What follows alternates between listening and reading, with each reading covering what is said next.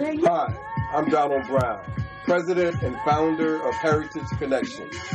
Our mission is to expose our youth to the motherland, the African continent, connecting our culture, the American experience, with our African heritage.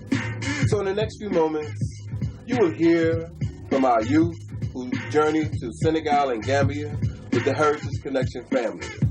So sit back, relax, and get ready to be exposed to the youth, our youth of the 21st century.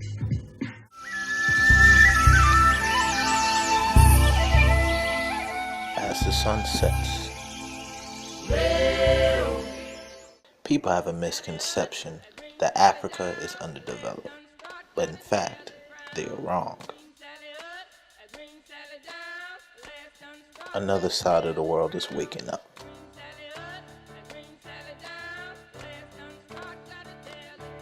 Changed me because it changed my worldview. I was not able to see that I live in the Bronx. I'm not really able to see past that, but I was able to go to Africa, and that changed a lot of my life. People think, oh, Africa is poor, but after you go there and you experience what it's like, you think of it as a nice place, and that there's a lot of new places, and that everybody doesn't live the way you live. It really opened me up, and I saw everything from my own two eyes. I traded, I went to the different villages, saw the many cultures, and learned a lot of stuff that I didn't know. It was a tremendous impact on me and on my mom. It made them even more responsible, made them more knowledgeable of who they were. I'm sure there'll be repercussions in the community. And then we as a community will grow because Heritage Connections sought to give the young brothers of the Urban Youth Bike this opportunity to go to Africa. And I am forever indebted, and I thank you, Donald Brown. You're watching Gambia Television. I am Jaina Banyang in Banjul, and I'm going to talk to Mr. Donald Brown. Mr. Donald Brown is the president of Heritage Connection in New York City in the United States of America. Can I ask you first, what's the Heritage Connection all about?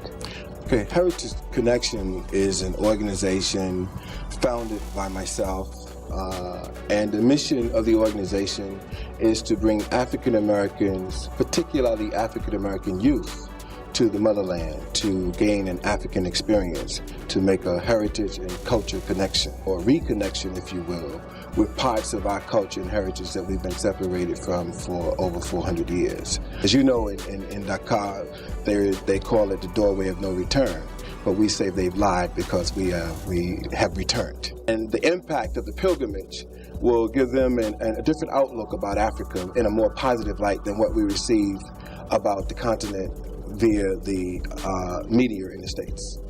Now, apart from visiting these historic sites in the Gambia, I believe there's a lot of interaction between African American students and Gambian students. Yes. Now, what have you gained? What are the benefits? Could you tell us more about this? Yes, we've worked very closely with the Ministry of Education here in the Gambia, where we've gotten a very positive response and developed an excellent working relationship with the Ministry of Education, whereby they coordinate educational and cultural programs for our students so that they can have a very good stay. To that extent, they meet kids from the Gambian school system and they establish a pen-pair relationship. They visit schools. This year I'm excited because with the permanent sec, we've even laid out plans for next year where they would do an overnight stay with a family so that they can really have a first-hand experience. Thank you very much for talking to Gambia Television. Thank you. It's my pleasure. In addition to the pilgrimage, the students have the opportunity to participate in a study abroad program. This 5-week experience will provide an historical and institutional approach which will examine, discuss, study, and experience the most basic and important human institutions: the family, religion, clinic, education, industry, and government. Students can participate in independent study and the internships within various institutions in the Gambia. They will become intimate with the ways of the country and its people by working, learning, and living side by side with a foreign culture. Heritage Connection has seen the impact the program has had on our youth and believes this powerful experience will spawn in more educated, intelligent, and stronger people well into the 21st century. Harlem kids say they've got a whole new outlook on life, and it's all thanks to a special trip they've just returned from.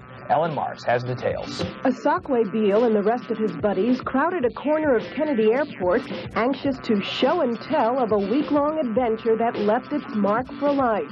A cultural and educational experience rich with information about their roots.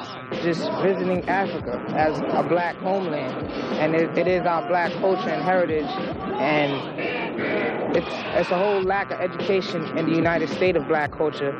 So being there just had me become more educated of my own people, and I'm proud of that. I feel more responsible now. I feel much more, I feel like a man. Shoes and sneakers we have, we take it for granted. I need a new pair of kicks or a new pair of sneakers or something. People, you know, they wear sneakers to the soul is non-existent. I just felt like I just became a whole person, and I finally was able to go back to my roots and find out what, you know, Africa is really all about.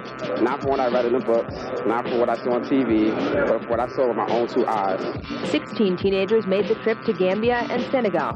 All are members of a program called the Urban Youth Bike Corps, run out of Harlem Hospital. In Africa, the group visited landmarks, met with dignitaries, and visited schools.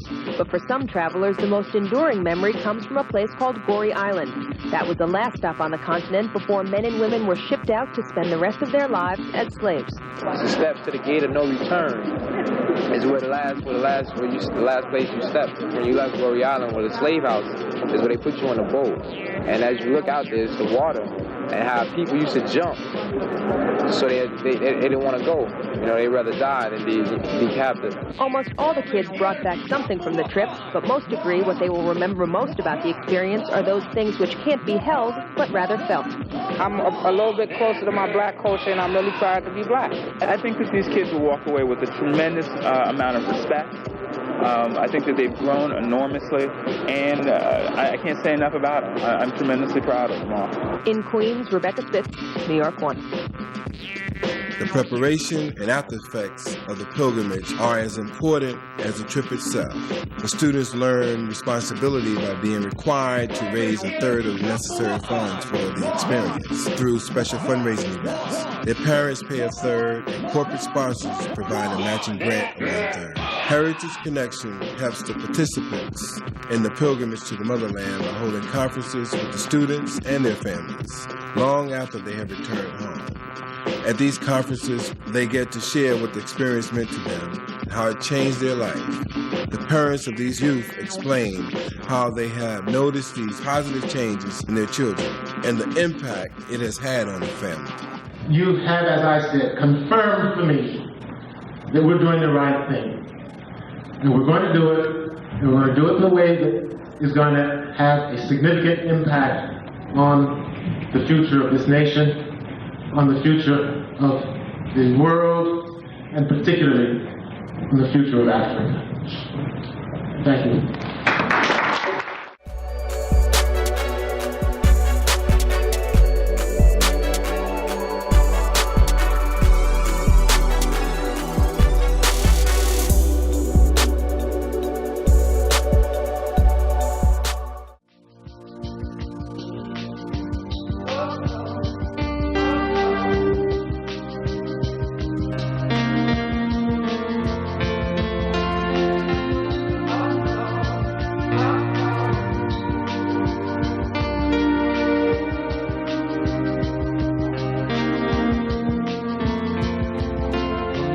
Heritage Connection has become a leader in this type of program by setting the standards for how a program should be ran and maintained before, during, and after the pilgrimage itself.